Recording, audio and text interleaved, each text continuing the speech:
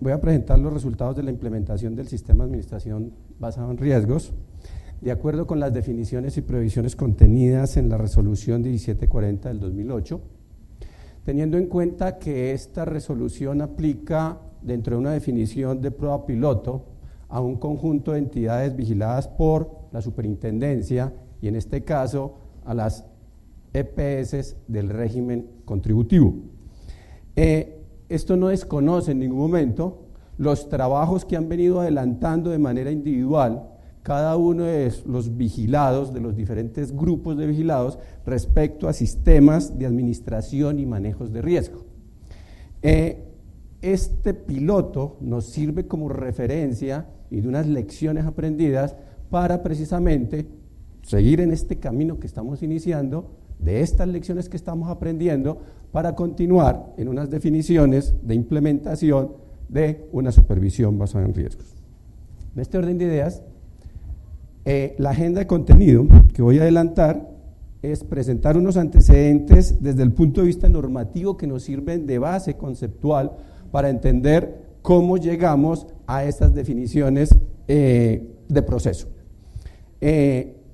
Entender, en el segundo punto, cuál fue el proceso que se llevó a cabo al interior del sistema, especialmente entre la Superintendencia Nacional de Salud y las empresas promotoras, las entidades promotoras del régimen contributivo. Adicionalmente, ya entramos en la parte específica de la resolución 1740 para verificar tres aspectos fundamentales que considero son los importantes. No quiero decir que los demás aspectos contenidos en esta no sean importantes, sino para focalizar y llegar a determinar cuáles fueron los logros que se lograron alcanzar en esta etapa de la implementación, los hallazgos que pudimos observar con corte a la finalización del periodo de implementación y cuáles son las lecciones aprendidas. En ese orden de ideas, los antecedentes normativos partimos desde la ley 1122 de 2007, en la cual esta ley hace algunas modificaciones al Sistema General de Seguridad Social en Salud y concibe la gestión de riesgo como propia del sistema de aseguramiento. ¿En qué sentido? Al establecer precisamente que el aseguramiento ha de gestionar la administración del riesgo financiero, ha de administrar la gestión del riesgo en salud, debe proveer por la articulación de los servicios que garantice el acceso efectivo de los afiliados a la prestación de los servicios de salud, se establece la garantía en la calidad en la prestación de los servicios y un tema de representación del afiliado ante el prestador. En ese orden de ideas, y para seguir en la construcción y llegar a la definición de la resolución 1740, tenemos como antecedente el decreto 574 que establece y define las condiciones financieras y de solvencia del sistema único de habilitación. Este decreto es modificado por el decreto 1698 del siguiente año y en la cual establece al final del día un incentivo, llamémoslo así, para aquellas entidades que adoptan el sistema de administración de riesgo de conformidad con las previsiones contenidas en esta resolución, y este incentivo es una reducción en el porcentaje del margen de solvencia que tendrían que estar exhibiendo al final de cada uno de las vigencias, entendiendo que tiene un beneficio pleno de alrededor del 20% al finalizar la etapa que se estimaba rige ya de su completa implementación. El proceso que se llevó a cabo para hacer todo el proceso de implementación, tanto en lo que obligaba a la Superintendencia Nacional de Salud y a las entidades promotoras de salud, es primero identificar cuáles son las firmas encargadas de hacer esas auditorías. Entonces son firmas que seleccionó, que habilitó la misma superintendencia y sobre las cuales las EPS tenían la discrecionalidad de adoptar o escoger alguna de ellas que estaban adoptadas para que sirviera como la entidad que le hiciera el proceso de seguimiento a su sistema. Adicionalmente, pues por la misma coyuntura que existía de la implementación de la resolución, las EPS, algunas fueron objeto o tuvieron que contratar firmas especializadas para que les ayudara en los procesos de la implementación, de suerte que con las definiciones de la resolución, con las firmas de auditoría y las firmas encargadas de apoyar a las EPS, se empezaban a ejecutar las diferentes fases contenidas en la resolución, que más adelante las vamos a precisar, y estas firmas auditoras son las que se encargaban de verificar el cumplimiento o no de los eventos que en cada instancia, en cada fase, en cada año exigía la resolución. Este concepto emitido por parte de la firma auditora era de conocimiento y fue de conocimiento de la superintendencia, que lo revisaba y si cumplía las condiciones, los requisitos, las exigencias, procedía a su aprobación, de suerte que, si observaba caso contrario, los devolvía para efectos de las correcciones a que hubiera lugar.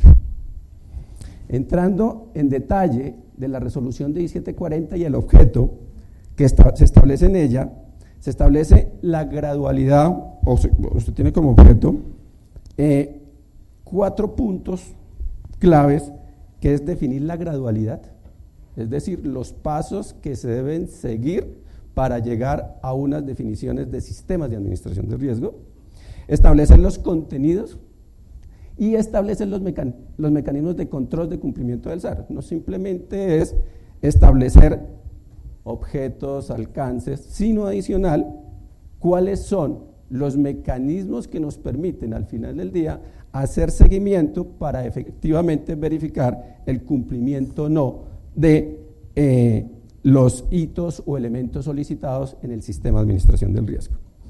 Entendido este sistema de administración de riesgo como los procesos, procedimientos y tareas sistémicas desde el punto de vista de un modelo de PHBA: planear, verificar, hacer verificar y actuar. Un ciclo virtuoso que se repite en cada una de ellas. Adicionalmente, la misma resolución establece y define y trae definiciones de los riesgos y de las clases de riesgos que deberían observar. Empezando por los riesgos en salud, empieza por la concentración y hechos catastróficos, por las definiciones de riesgo, pues entendidas como la probabilidad de pérdida que se pueden incurrir en el caso de la concentración o en el caso de incrementos inesperados o cambios permanentes en las condiciones de salud, insuficiencia de reservas técnicas y comportamiento o relaciones de conflicto entre los diferentes agentes interesados dentro del medio. Quiero precisar que lo trae de manera explícita la parte de conceptualización. Esto es una resolución que no surgió un proceso consultivo, de suerte que eso es lo que nos lleva al final del día a encontrar una asimetría o un conjunto importante de heterogeneidad respecto a la conceptualización de cada uno de estos riesgos, en donde pues, dada esa misma condición de no precisar y no realizar unos procesos previos de consulta, hubo esa diversidad de apreciaciones y de conceptualizaciones en las clases de riesgo. Adicionalmente, establece el riesgo operativo, propiamente el operativo como tal, el legal y regulatorio y el reputacional. Es decir, la probabilidad de pérdida que pueda incurrir la empresa por eventuales fallas de orden operativo, fallas de orden humano, de sistemas, legal y regulatorio, incumplimiento de normas, y reputacional, malas noticias por algún elemento adverso en los procesos de prestación. Adicionalmente,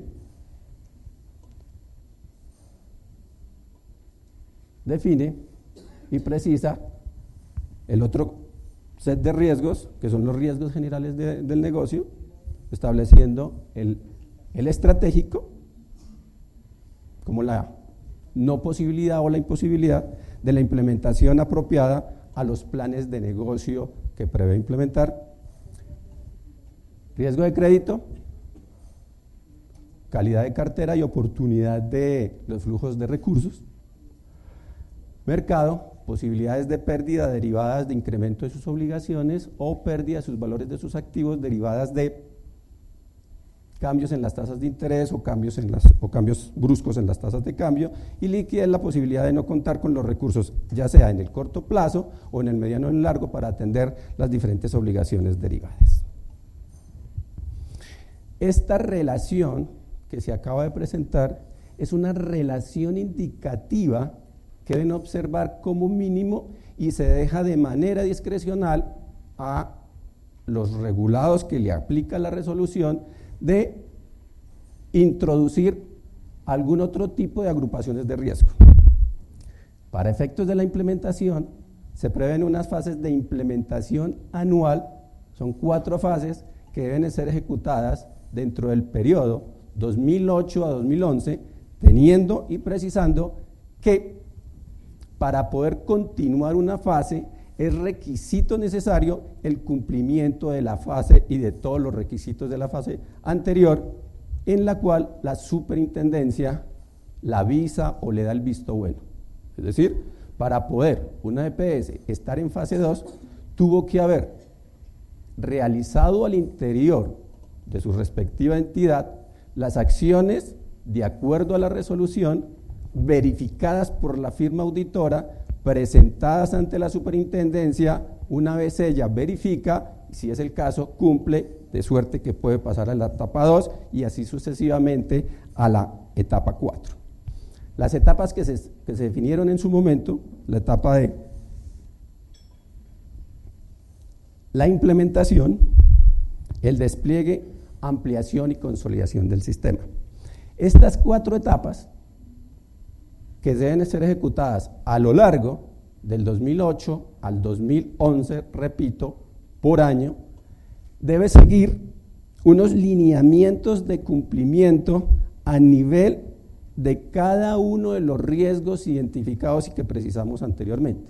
Está en la primera fila, parte derecha, riesgo general en salud, riesgo individual en salud, riesgo operativo y riesgo financiero y de mercado. ¿En qué hitos o en qué componentes? El primer componente, ambiente interno y plan de implementación. ¿Qué es esto? Desde el punto de vista del ambiente interno, ha de entenderse que la administración y gestión del riesgo debe ejecutarse por todo el conjunto de la organización. Es decir, que toda la estructura jerárquica de la entidad debe entender y debe sensibilizarse respecto a los riesgos inherentes que puede estar pasando su unidad de negocio, de suerte que la interiorice en todos sus procesos y actividades propios de la operación.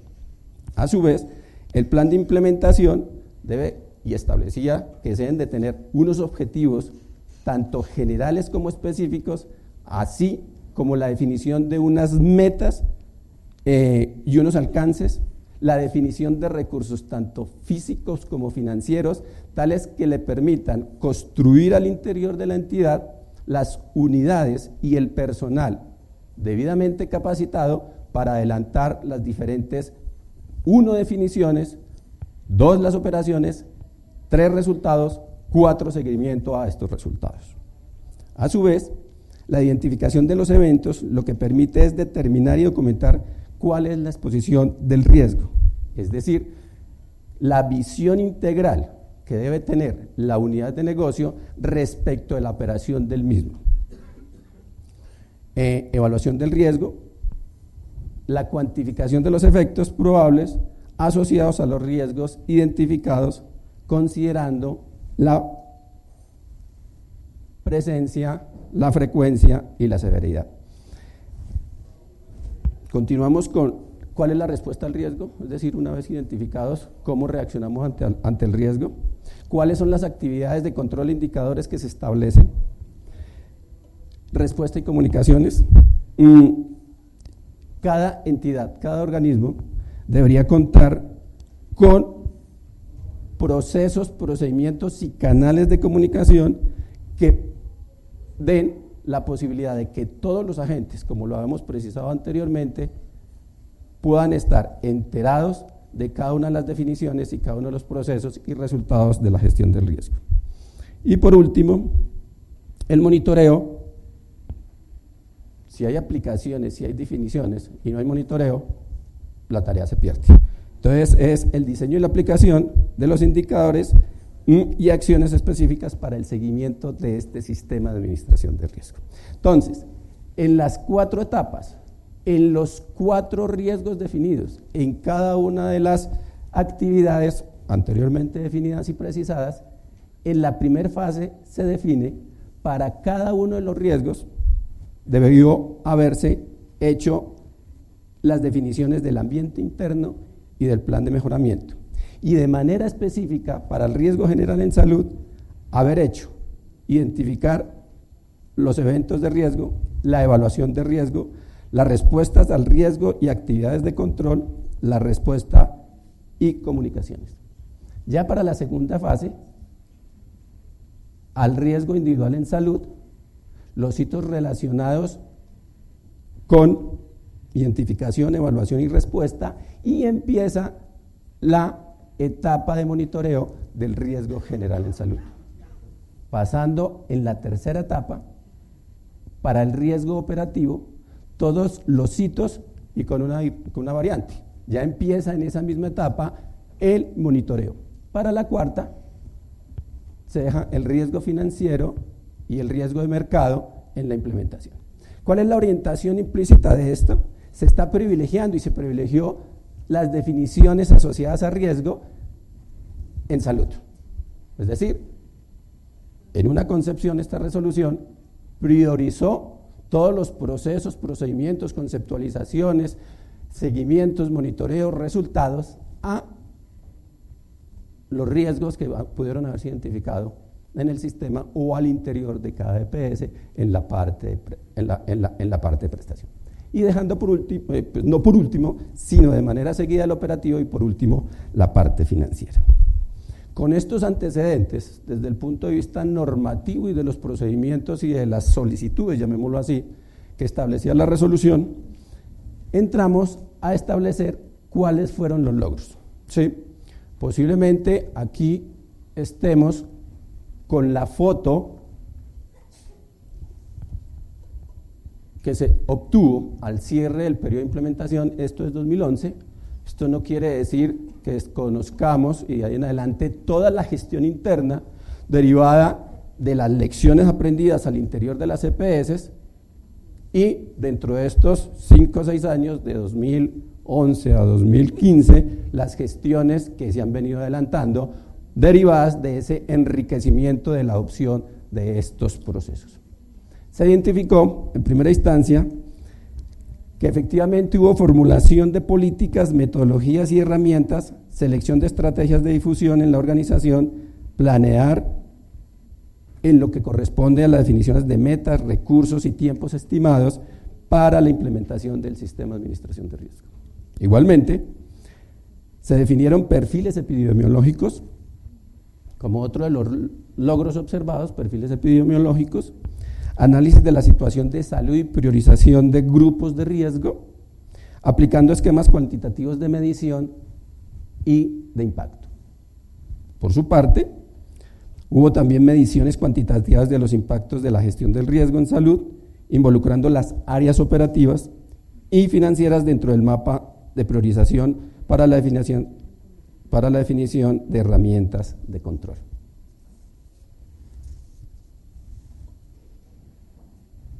Realmente son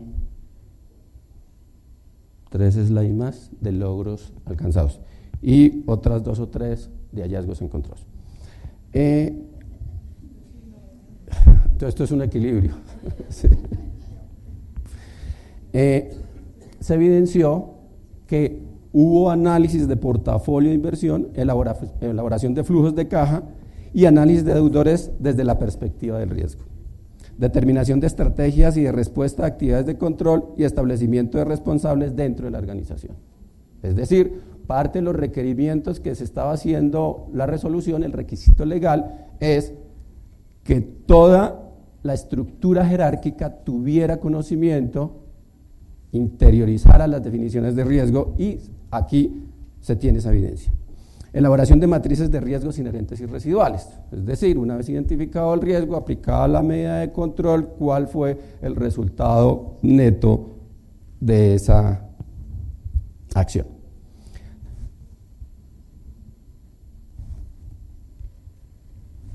Elaboración de matrices de riesgos residuales inherentes. Diseño e implementación de instrumentos de monitoreo y seguimiento. Es decir, si no hay este monitoreo, parte de todo ese ejercicio anterior queda perdido y desperdiciado. Mejoramiento continuo en el proceso del mejoramiento integrado en las áreas operativa y comercial.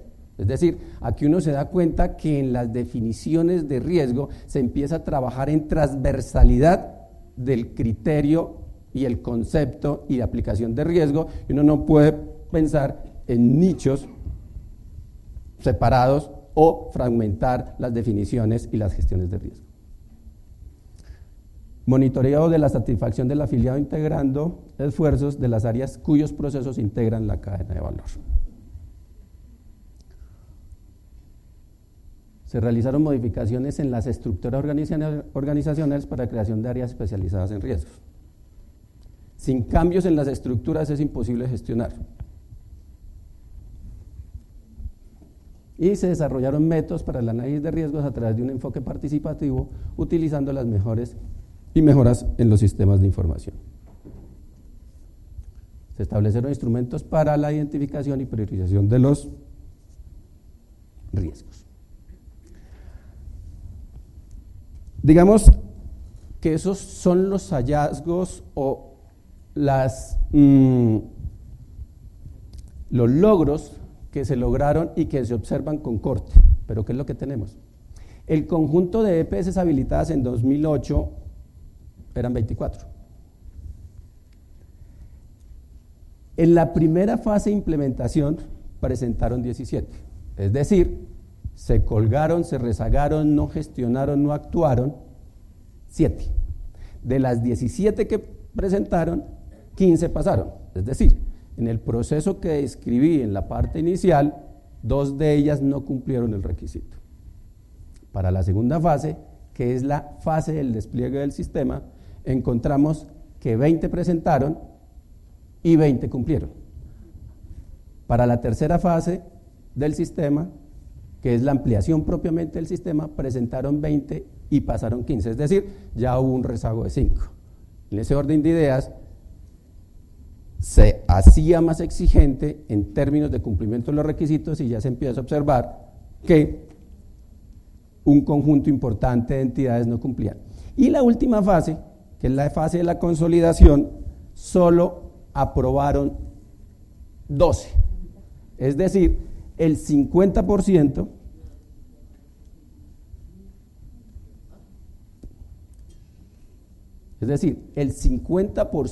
de las EPS al corte 2011 cumplieron con esas definiciones. De todas maneras es un poco llamativo este indicador. 2 indicadores ahí. De 17 que presentaron y que se fueron a la última fase, se colgaron 5, y del total de las EPS, que eran 24, solo pasaron 12. Otro dato, de estas 12 que pasaron, hoy quedan 9. Es decir, esto nos puede dar una indicación o una proxy hasta dónde la documentación que presentaron era una documentación y no una acción real de implementación. Es como una reflexión que queda después de analizar estos números y los antecedentes que están detrás de estos procesos de implementación. Pasando al tema de los hallazgos, encontramos que no se definen estándares de evaluación del sistema de administración que permitan la comparabilidad de avances, resultados e impactos en salud de la población afiliada. Es decir, esa misma, llamémoslo, apertura de la resolución de aplicación que en ningún momento obligaba y que era objeto de supervisión por parte dentro del mecanismo de supervisión. No era obligatorio. Entonces lo que generó es no contar con estándares de evaluación. Al no contar con estándares de evaluación, difícilmente se podían hacer relaciones globales de qué era lo que estaba pasando en el sector o hacer comparaciones entre compañías. Se establecieron y se observó que había diversidad de alcances en las entidades en donde se observaba, por ejemplo, que se entendía el riesgo una vez materializado. Y no como la teoría puede estar aplicando, es haga precisamente las gestiones correspondientes una vez identificadas para que precisamente ese riesgo no se materialice. ¿Sí? Dentro, y esto es importantísimo, dentro de las mismas definiciones en donde dice riesgos generales y riesgos individuales, la lección aprendida o lo que se observó al cierre es que se hicieron programas de gestión por patologías de mayor impacto económico. Es decir, una vez ya identificada la población siniestrada, empieza a hacer programas de gestión.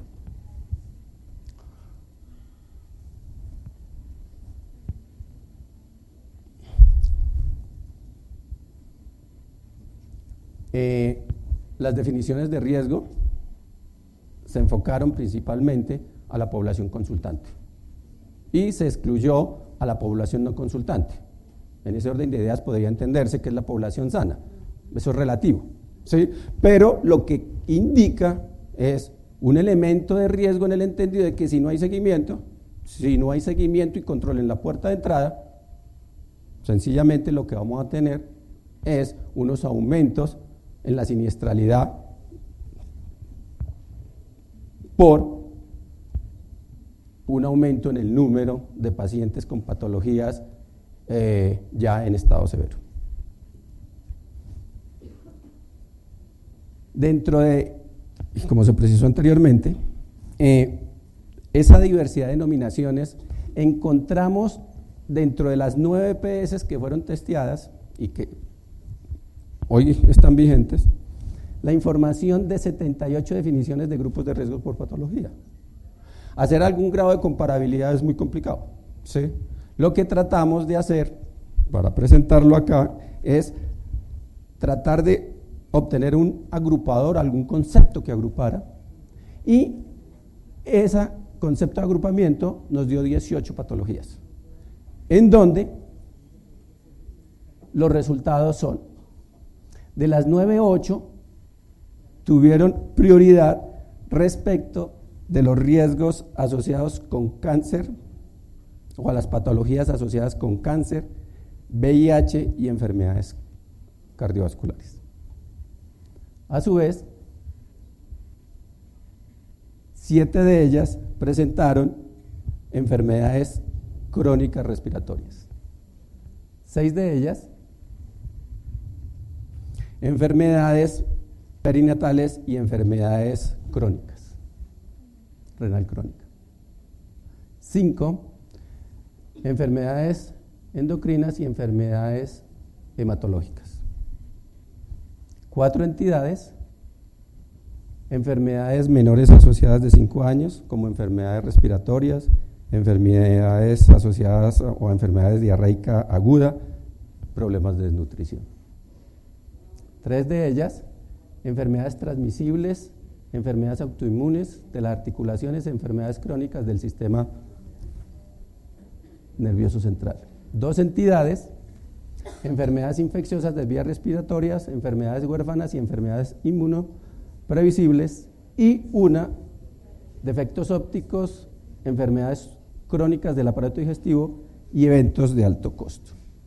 Entonces, lo que uno observa acá es, vuelvo y repito, una concentración de acciones por patologías, con una clara indicación de no construcción de unos programas donde hicieran revisión de puertas de entrada para no llegar a la interiorización de estos programas ya en un estado avanzado de deterioro de la salud. Se encontró de manera adicional que el proceso de aseguramiento está desligado del modelo de atención. Parte de lo que vimos anteriormente lo confirma.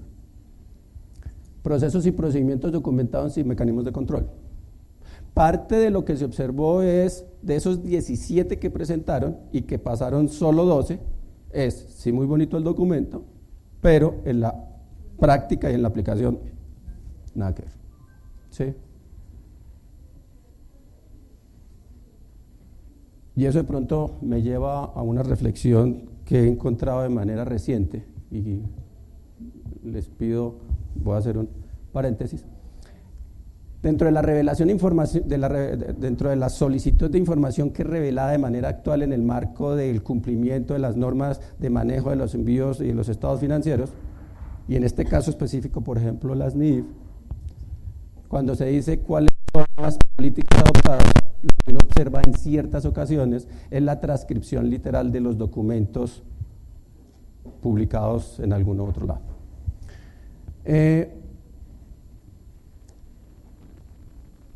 Lecciones aprendidas, que esto es lo importante, ¿sí?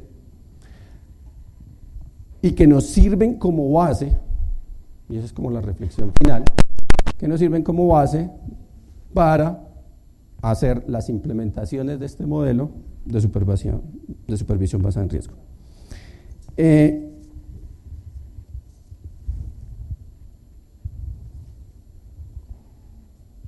Cada EPS definió el alcance de los diferentes tipos de riesgo para la implementación del sistema de administración del SAR.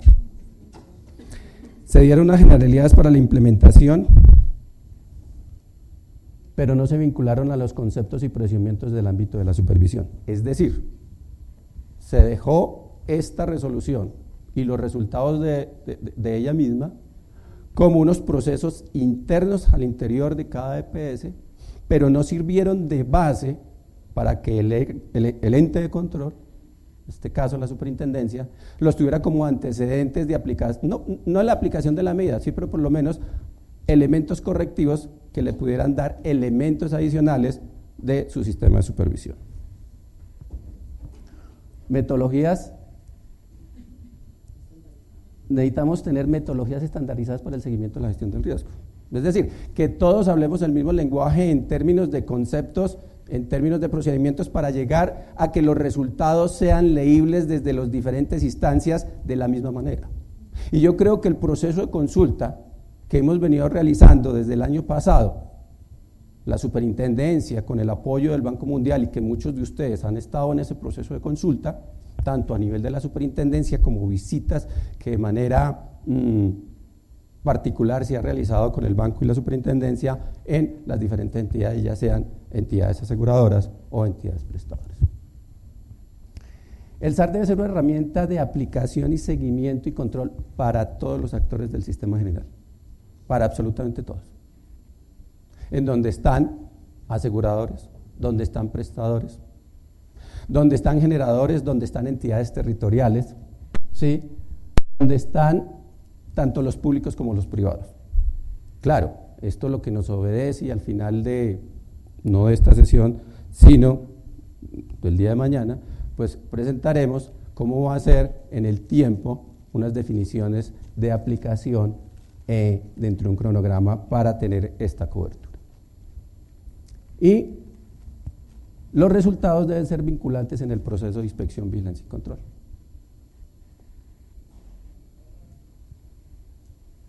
Con el carácter de mejorar, no con el carácter de sancionar.